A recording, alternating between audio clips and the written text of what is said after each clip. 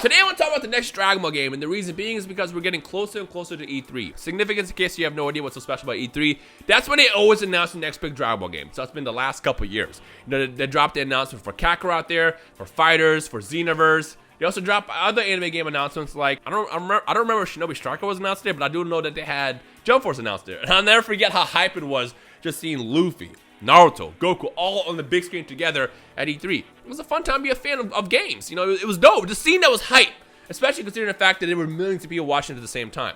E3 is like so the best time to be a gaming fan because you get to kind of see what's next. Kind of sucks sometimes because it's like you get these hype announcements and it's like, yeah, coming in 4 years. It's like, oh, dope. But point is, you get the announcements. We have gotten pretty much a big Dragon Ball game annually for as long as I can remember.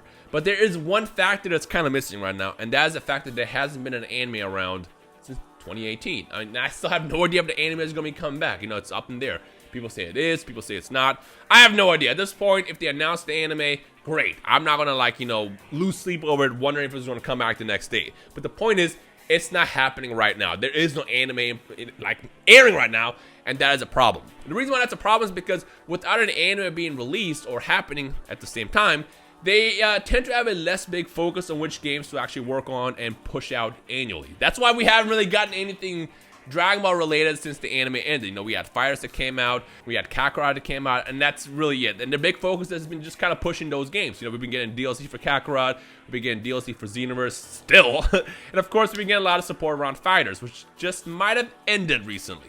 I'm hoping that they announce Season 4 at some point, but the point is that's been the kind of their focus is pumping out content for those games, because there really hasn't been an anime around.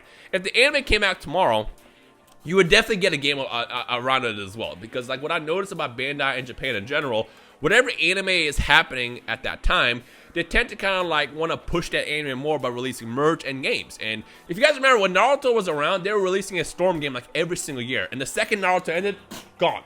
We got Shinobi Striker. Now, not to say that when an anime ends, they won't release games, because obviously that's not the case, but they are more inclined to like push games more frequently and merch in general when the anime is around. That's the reason why we haven't gotten a Yu Yu Hakusho game or a Hunter x Hunter game in forever. They're less likely to release like a game around something if the anime isn't really happening, if that makes sense. So yeah, with the anime going, it's kind of like, well, what happens now? Are we just going to get, you know, the next set of Xenoverse DLC announced at E3? Probably not. They're not gonna take the time to announce DLC at E3. You want to drop a game. So now the question is what's gonna happen next? Honestly, I'm hoping one or two things happens. Number one, this is my big one. And by the way, if you want to contribute any feedback or things that you personally want to see, feel free to drop a comment down below. And also while you're at it, hit that thumbs up, because Dragon Ball game talk is always fun. This is what I want to see. Number one, if they were to do something for the next Dragon Ball game, I kind of want to see something new. This is dangerous because it's like, if you try a new formula, you might get a terrible game. Like, for example, Shinobi Striker, in my opinion, was not that good of a game. It's a good concept, but I feel like they have to kind of like really work well on it. And I feel like if they do a Shinobi Striker style game for Dragon Ball, it would be scary because it's like a team-based game. It would be like, well, how would that work? Would that be fun? It could be fun, and if it's fun, it's going to be fire. However, if it has the same issue that Shinobi Striker had, it would not be a good game. On top of that, now you know you're playing that game for the next year, which would kind of suck. But at the same time, I do kind of hope that they try something different for the next Dragon Ball game, because again, the beauty of Dragon Ball games is they've done games that cover so many different genres. You know, you have the RPG aspect with Kakarot, you got the fighting game aspect with Fighters, and then of course you got the other anime arena fighters like Xenoverse and stuff like that. They kind of been doing a bunch of little things out here and there that makes, you know, Dragon Ball games fun for those crowds and those like gaming audiences. That's something I always loved about it. The reason why I became a Dragon Ball content creator in the first place is because I realized back in like 2013 that, you know, we get a Dragon Ball game every single year, but it's always something different. It's always, like, you can get something really, really good, but you can also get something bad, but it's always something different. Whereas other gaming, like, you know, I guess audiences, they kind of begin the same thing. For example, imagine being like a Call of Duty YouTuber and always basically playing the same game. It's not really throwing shade at anybody, but that's the reason why they want to focus in a game like that, because like, you know that at some point you're going to get tired of playing the same game over and over again. But again, there's pros and cons with us. You know, the con is if you get that bad Dragon Ball game, that content or like the content creation aspect for the next year, it's gonna be kind of slow. But then you get the bangers. You know, it's like we went from Battle of Z, which was not a good game, to Xenoverse. which, you know, some people will say that Xenoverse is a terrible game and it has terrible aspects of it, but you can't deny Xenoverse had a lot of things to do. The reason why Xenoverse worked so well is because they gave us so much options of how to basically play the game, and that's what caused the game to live so long. The problem with games like Kakarot, well, I enjoyed Kakarot and I put like 300 hours into it. The problem is it was incredibly limited. Like going into Kakarot, when they first announced it, I remember thinking, man, it's gonna be fun for about a month. I'm glad they released Card Warrior to go along with it, but the thing is they still have issues with that as well. On top of that, like, let me just invite my friend. I want to play Card Warrior with my friends. That's so hard to ask. Come on. Point is, certain games last longer, and the beauty of Xenoverse is the reason why that game is still getting support to this day is because people still play it to this day. It was a good game. It just had a flawed netcode. And the thing about Fighters was fantastic, but the thing about Fighters is I feel like they were kind of like, they were a bit slow in releasing DLC the last couple of seasons. You know, first season was pretty frequent, and then it got to the point where you're getting a character like once every couple of months, and it's like, all right, I want more. And now with season 3 being over, and you're asking is this going to be season 4, it's like, what happens now? Do we just keep playing this until we get bored of it? Don't know. What I can tell you though is this next game, if we end up getting something special that's different, like let's say whether it be, I don't know, another crazy RPG like Dragon Ball Fusions, I'll be here for it because it's something different. The thing that I love about Fusions is a lot of people didn't like get into Fusions because it was weird, but once you did, you realize how fun it was. And I would love to see, number one, Fusions get ported on the Switch, and 2, potentially a Fusions 2. That was a lot of fun, you know? Or if better yet, if you want to bring back the Dragon Ball Legacy of Goku series on the Switch as well, I'm here for it. I'm here for these different kind of games because they're just so, it's like a different experience. It's just dope to me. So the first thing I was gonna say is I kind of hope that we get a new experience, something that's kind of different. But it is scary saying that because I feel like it being Bandai, no shade to Bandai, it might not be a good game. It might not be a good game, but I'll give it a chance, you know. Any game that they end up doing, I will give a chance to kind of try to play as much as I can before I really have like an opinion based on it. But yeah. 2, I feel like my second idea, a lot of people here are going to get behind. What's something that's been missing in the Dragon Ball gaming era for the last couple years? You don't know? You should know. We've been missing a Budokai style game. If you guys remember, the last Budokai style game we got was Burst Limit, and that was in 2008. It's been a long time. Granted, while I'm a bigger fan of the 3D Arena style fighters for Dragon Ball games, you know, I enjoy stuff like the Tenkaichi series, the Xenoverse series, way more than the Budokai series of Burst Limit. I still love the Budokai and Burst Limit series. And I feel like since we've gotten the 3D Arena fighter with Xenoverse 1 and 2, and then we got the 2D style fighter in general with fighters, I think it's time that we see the return of like a Budokai series. Imagine they drop like Budokai like 5, or they announced like Budokai 5 at E3, how wild that would be. And by the way, the reason why I say Budokai 5 is because Budokai 4 technically was already released under the name Infinite World.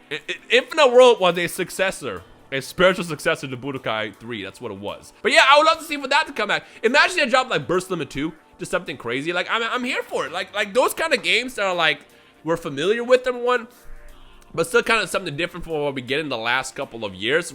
I feel like we would just super welcome it, you know. And the thing is we kind of got robbed from the Budokai experience if you think about it. The last Budokai game we got was Burst Limit, right? Burst Limit came out in a very, first of all, Burst Limit was an unfinished game, number 1, and 2, Burst Limit came out kind of like, it kind of came out too late, that makes sense, you know? Imagine if they properly release a Budokai or Burst Limit style game today with the online experience that we can get. I mean, it's also scary because the online experience could suck, but the point is, like the experience of being able to play with your friend, that would be so hype. All the animations you got, all the different combos you can do, there's some depth to it. I would love to see that. In fact, you know what? I take back my first one. I would much rather see a Budokai / Burst Limit style game first, and then the second option is definitely going to be, you know, seeing something more like the lines of something different. As an honorable mention, I will say number 3 as well. If they announce like say Xenoverse 3 or like another 3D Arena fighter, I would not be opposed. But I would just kind of like, I kind of want something different that's, you know, refreshing, if that makes sense. Like I'm gonna tell you right now, if they announce Xenoverse 3 at E3, which I don't think they're going to, watch me eat my words next month. Let's say they do announce Xenoverse 3 or just like the next Arena Fighter in general, I'm gonna be excited because the thing about Arena Fighters is I feel like, to me, Arena Fighters, they capture the drama experience so much better than any other kind of drama game because you're like in the environment for it. You know, you get to fly around at high speed, you get to dodge and do all these like different combos. Like, to me, it's like one of the best ways to play Dragon Ball games. But end of the day, I have played those games for a very, very long time at this point.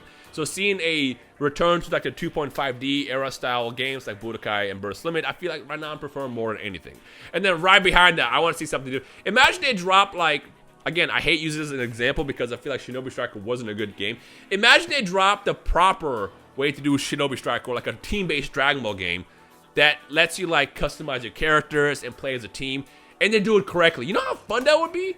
I don't think Shinobi Striker was generally a bad game. I just feel like they executed it wrong. And if they ever do a Shinobi Striker 2, which they probably will because that game was pretty successful, I feel like they're going to nail it. At least, I hope. I mean, I don't want any game to fail at the end of the day. I want them to basically, like, you know, keep building up from the past games to the release and make the next game even better and better. Because I don't want them to drop a game and then stop releasing it. Because it's like, you kind of get robbed of the potential sequels, you know? Burst Limit 2 never came out. Burst Limit 1 was never even finished, number 1.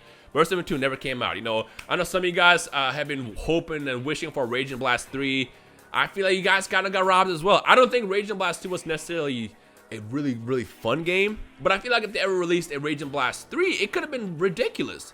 And I might even say it, if they ever done a Battle of Z2 the correct way, it could have been a fun game. The point I'm trying to say is sequels only get better if they're done right. If you learn from the mistakes of the first or second game it's released, the sequels could be so much better. And I always like to look at Tenkaichi as a series. Tenkaichi 1 was a terrible game. It was just not fun. It was not a good game. Tenkaichi 2, it's like, what happened? You guys literally took everything that was like bad and you made it good in Tenkaichi 2. And on top of that, Tenkaichi 3 was like a classic. It's like they can actually learn from the mistakes and make the next game a lot better. So that's what always excites me about sequels. That's what I'm hoping that they do one day end up releasing Xenoverse 3, because I feel like at this point, all they can really improve on will be the mechanic aspect of it, you know, making it more fun, making it more playable online, fix the netcode, you know.